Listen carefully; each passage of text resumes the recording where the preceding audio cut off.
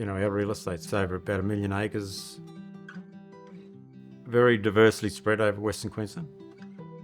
I guess every landscape we have has got a different approach, but the key learnings are very similar. Making our landscape healthier, keeping water on our land, having more complex ecosystems with more perennial plants and deeper rooted plants, and then having animals that are highly adapted and fertile and productive to utilise that.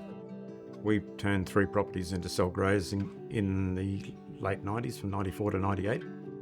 I guess the essence of the cell grazing is an intensive form of grazing management. You're resting the most desirable species for the ideal amount of time to have a healthy plant. We learnt so much from that. We probably didn't make much money out of it, but we learnt so much from putting a lot of fences and being intensive.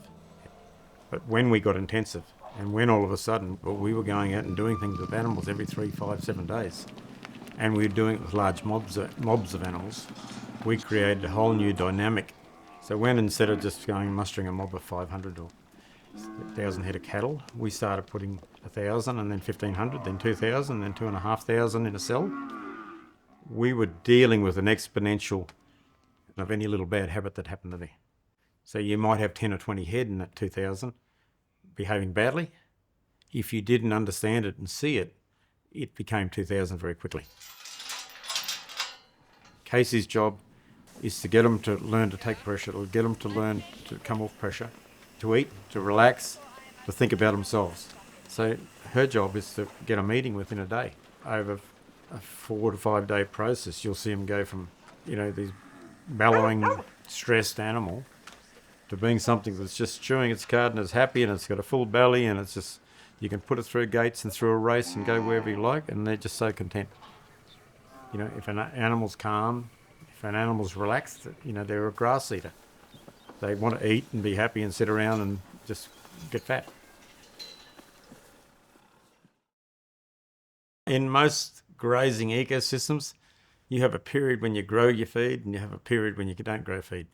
So by going through, being able to go into a paddock in a short period, take out 20 to 30% of the feed, seeing that feed, that plant then reduce and then stimulated again, brings a whole new bunch of leaf matter and health into that plant. That new growth is going to be less lignified, high protein, higher energy, and you're probably going to grow back more than what you had to start with. And what we've taken out is just a bonus. So we call that the free feed. Converting from an intensive system to doing that at scale, it can be huge. You can pick up 30, 40, 50% extra grazing and better quality grazing.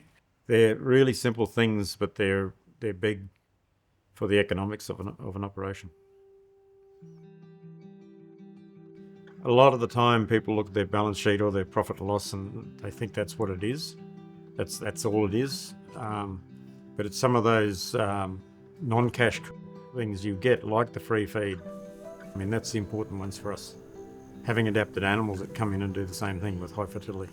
They're bigger margins for us than trying to have the biggest bullock or the biggest this.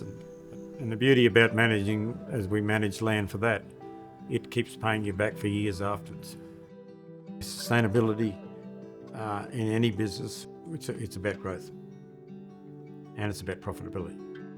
There's no sustainability in a broke business, and there's no succession in a business that isn't growing. But I think the beautiful part that we carry forward is curiosity, and that curiosity will keep us ahead of the game, keep improving landscape, keep improving the world we live in without destroying it, hopefully.